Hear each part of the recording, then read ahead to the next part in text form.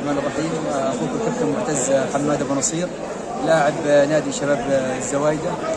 في البداية بنحب نوجه الشكر للأخوة في عملية فاس الشهم على جهوداتهم الجبارة في جمع أكبر عدد من اللاعبين القدامى، التي تعتبر هذه تكريم لجميع القدامى اللاعبين على مستوى قطاع غزة، والخروج من الحرب الغاشمة التي كانت على قطاع غزة التي فرقتنا عن الطريق عن الرياضة وعن الالتقاء مع الأحبة.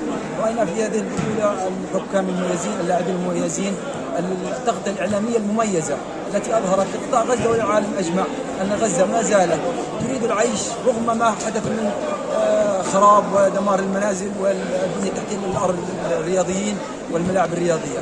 في النهاية أشكر جميع من شارك في هذا العرس الرياضي الكبير، وإن شاء الله نقول من الآن مبروك للجميع وليس للفائز بل لجميع الرياضيين الذين شاركوا، وعلى رأسهم عملية الفاس الشام. ألف ألف مبارك، نجاح هذه البطولة منذ بدايتها.